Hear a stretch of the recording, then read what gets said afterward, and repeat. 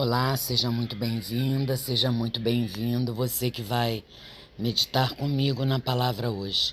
Nós vamos meditar no capítulo 21 de 2 Reis. Amém? Vamos orar pedindo a Deus que nos capacite, que fale conosco. Pai querido e Pai amado, graças te damos por mais um dia na Tua presença, mais um dia em que temos o privilégio de poder meditar na Tua palavra, tirar esse tempo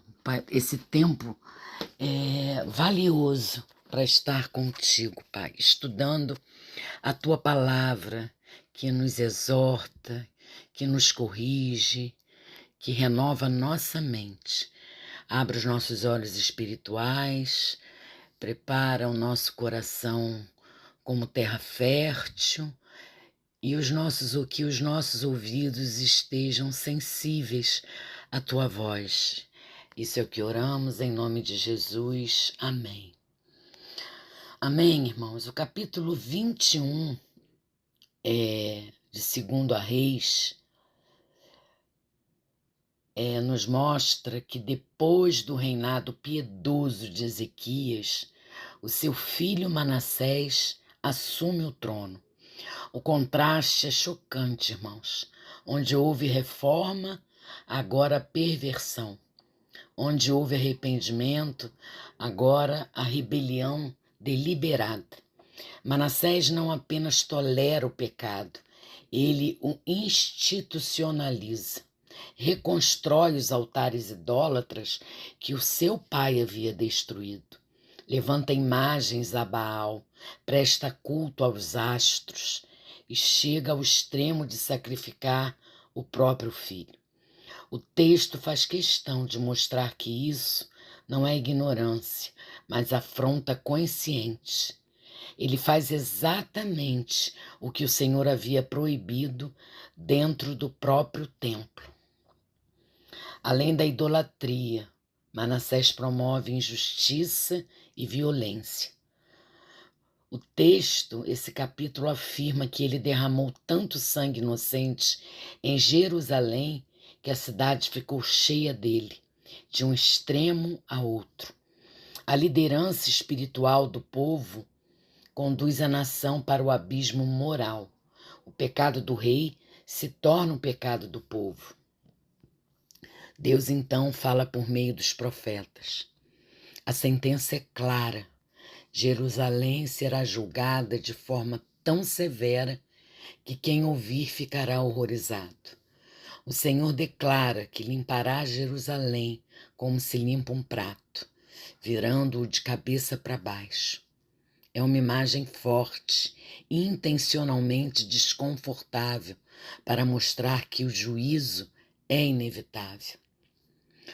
O capítulo 21 termina com a morte de Manassés e o breve reinado de seu filho Amon, que segue exatamente os mesmos caminhos do pai. Não há arrependimento, não há retorno. O texto fecha com uma sensação de peso e silêncio espiritual, nos preparando para entender por que o exílio se tornará inevitável. O capítulo 21 de 2 Reis deixa claro, meus irmãos, que a herança espiritual não é automática. Um pai piedoso não garante um filho fiel. E que uma geração pode destruir em pouco tempo aquilo que outra construiu com lágrimas e obediência. Este capítulo nos confronta com a gravidade do pecado quando ele é normalizado. O problema não é apenas errar, mas ensinar outros a errar. Quando a liderança abandona a verdade, o povo sofre. Deus é longânimo, mas não indiferente. O juízo descrito aqui não é impulsivo, mas resultado de uma rebelião persistente contra a luz recebida.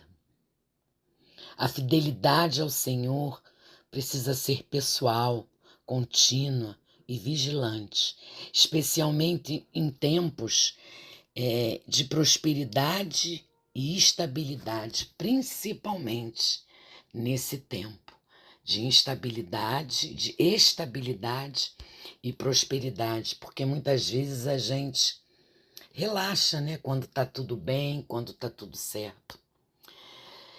E quais as lições, o que a gente pode aplicar para os nossos dias hoje? Primeiro, a liderança importa profundamente, irmãos. Um rei piedoso como Ezequias pode trazer vida, mas um rei perverso como Manassés pode destruir gerações. Segundo, a idolatria se infiltra rapidamente, mesmo após um reavivamento. Basta um coração distante para tudo ruir. Pensemos nisso, irmãos. Terceiro, pecado institucionalizado gera decadência nacional.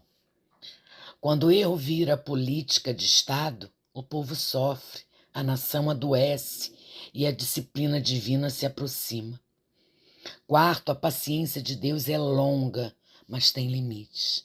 Ele advertiu por meio dos profetas, mas chegou o tempo do juízo. Quinto, o arrependimento sincero pode abrir portas de restauração. Ainda que não foi narrado, né, nesse capítulo, em 2 Reis, ainda que não tenha sido narrado, 2 Crônicas, capítulo 33, irmãos, mostra que Manassés se arrependeu. Deus o ouviu, mostrando que a graça sempre está disponível.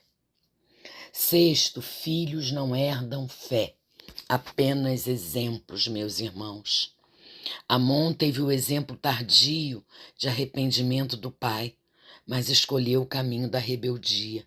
Cada geração precisa decidir se seguirá o Senhor ou não. E por último, Deus disciplina, mas também prepara a restauração.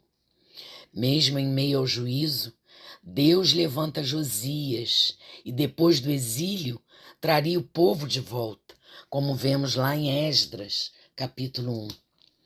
Conclusão, meus irmãos, o capítulo 21 é um alerta claro sobre os efeitos devastadores do pecado tolerado, especialmente na liderança.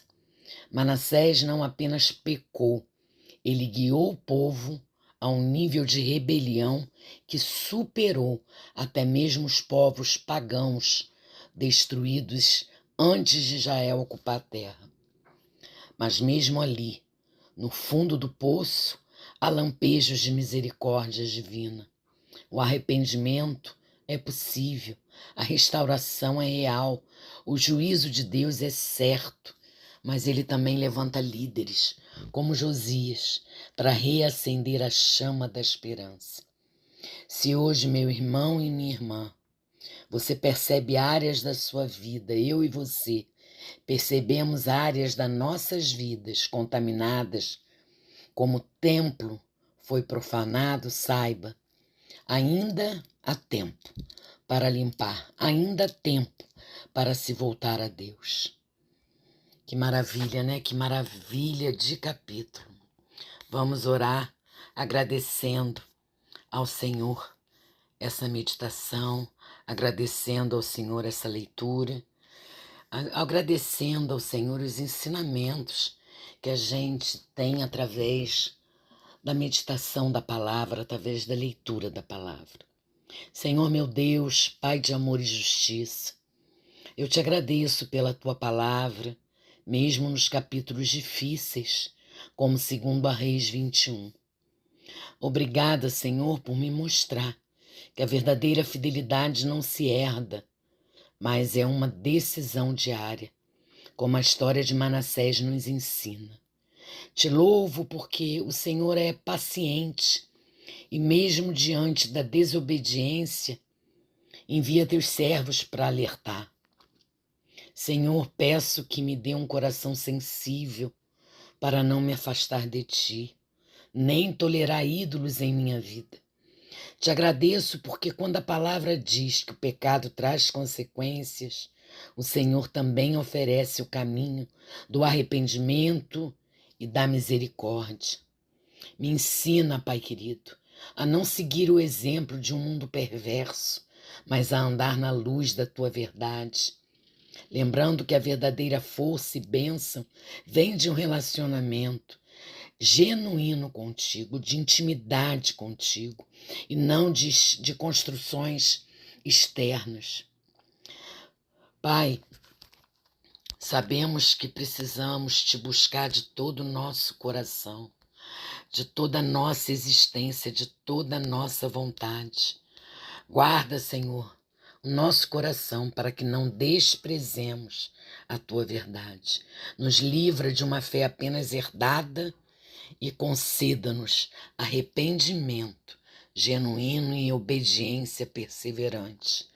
Que não sejamos instrumentos de tropeço, mas sinais vivos da tua graça no meio de uma geração corrompida. Isso é o que oramos, querido Deus, em nome de Jesus. Amém. Amém, irmãos. Deus abençoe vocês.